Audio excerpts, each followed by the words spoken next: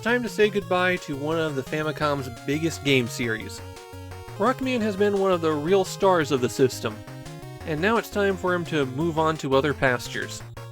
The first Rockman game is known for being the one that's wrong. Too few robot masters, that scoring system with bonus points that drop from time to time, bosses that just aren't quite as interesting as you'd like. But the important concept was there. Defeat a series of robots to take their weapons, and use their weapons to beat up the other robots.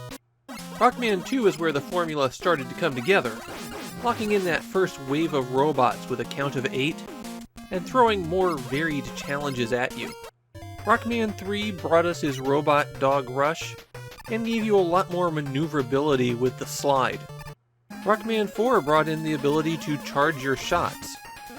We don't talk about Rockman 5.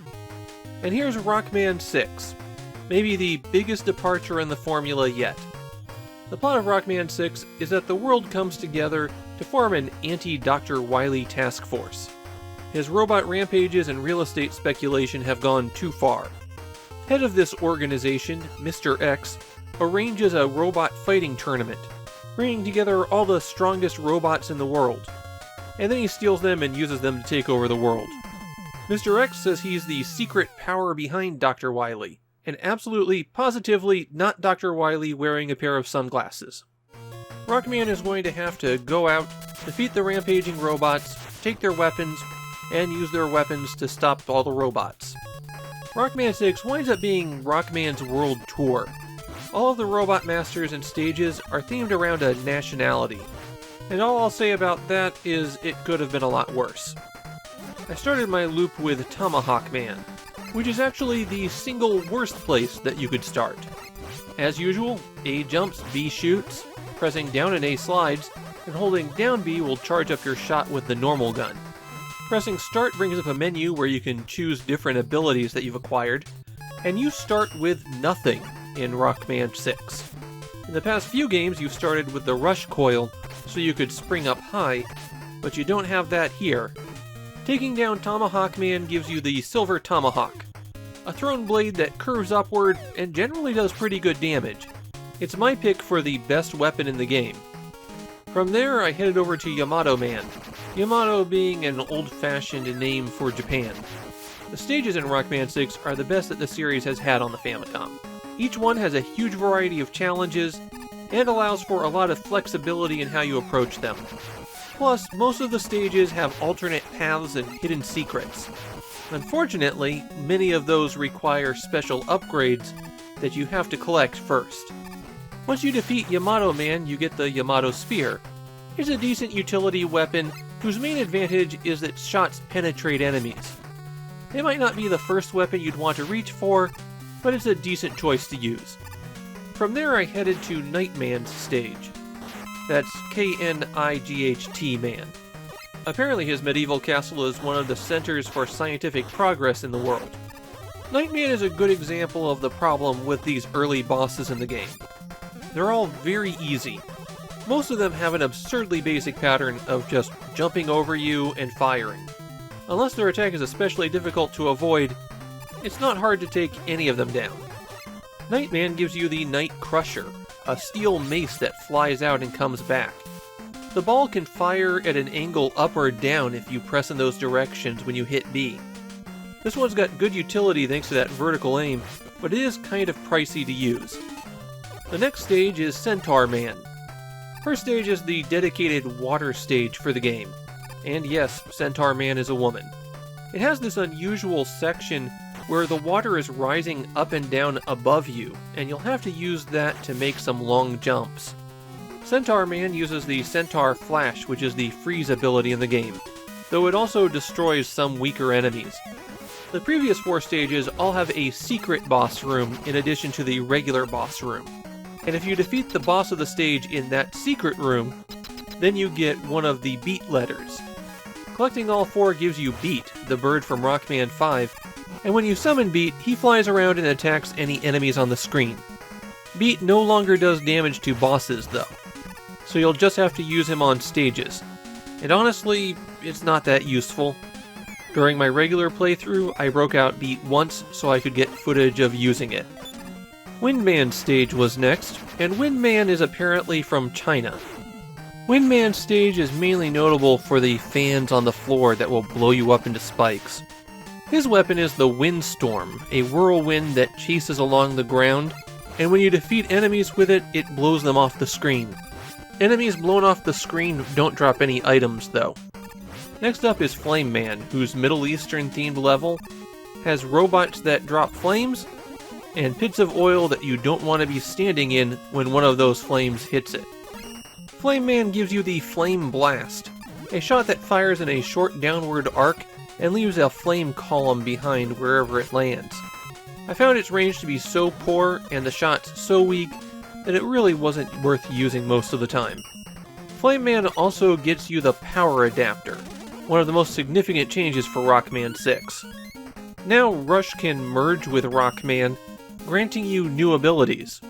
With the Power Adapter, you lose mobility since you can't jump as well or slide, but you gain strong damage in a punch, and if you charge up that punch, you can smash cracked bricks.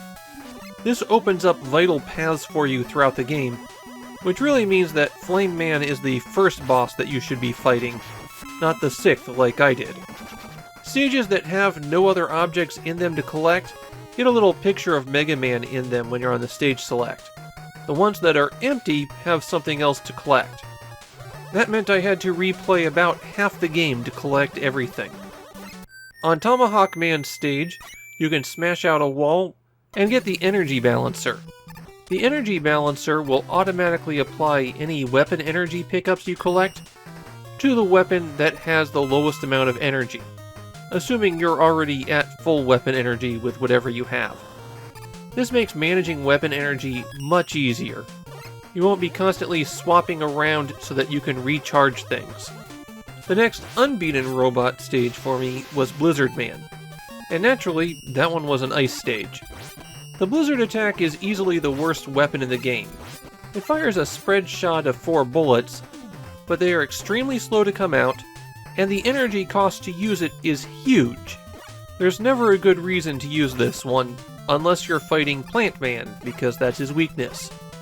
Plant Man's stage takes place in South America, and it features these platforms that you have to shoot open. They'll stay open forever though, so you don't have to worry about timing on them. Plant Man gives you the Plant Barrier, a weapon style that we've seen a lot of before. It summons a bunch of seeds that fly around you, but you can't shoot them in this game. The barrier goes away if it's ever hit by anything, and it's very expensive to use. Not a weapon that you're going to want to break out very often. Defeating Plant Man also gets you the Jet Adapter. Now you can merge with Rush and fly. While you're jumping, press and hold the A button to fire the jets. It'll take a moment for you to start going upward, but you can gain a lot of height with it. And the jet recharges as soon as you touch the ground, so you can use this as much as you like. The Jet Adapter is the other key to reaching the important places in the game. You get a password after you clear every stage, at least to this point.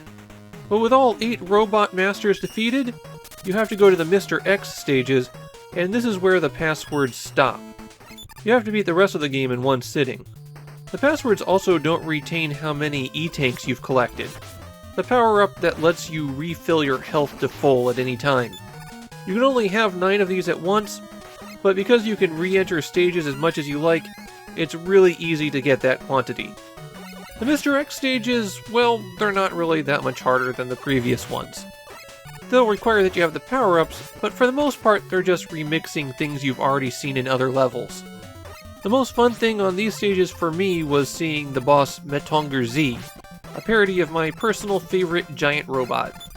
When you defeat Mr. X, it turns out it was Dr. Wily in a pair of sunglasses. Who would have guessed?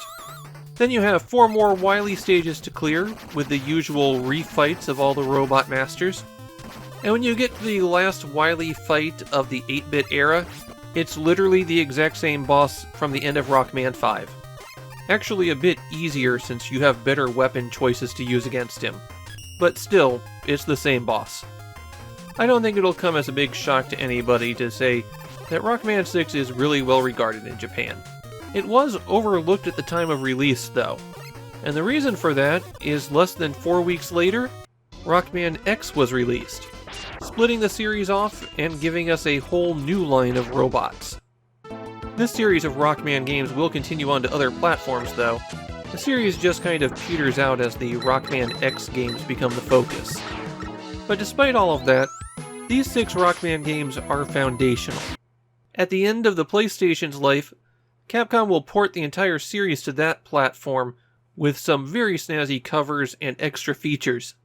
And 10 years after that, when Capcom decides to revive the original Rockman series, it's Rockman 1 through 6 that they look to for inspiration. There's a lot of stuff I like in Rockman 6, and it makes me wish that they had been willing to experiment like this earlier. Then we might have gotten another really cool game out of the series before the Famicom was done. The level design is spectacular, and most of the weapons are interesting, though it does have the now standard Rockman problem that the charged Mega Blaster is better than most of the weapons you get from enemies.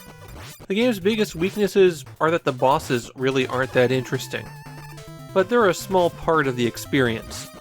Rockman 6 is a great way for this series to go out. And since it is closing the door, I might as well rank the whole series.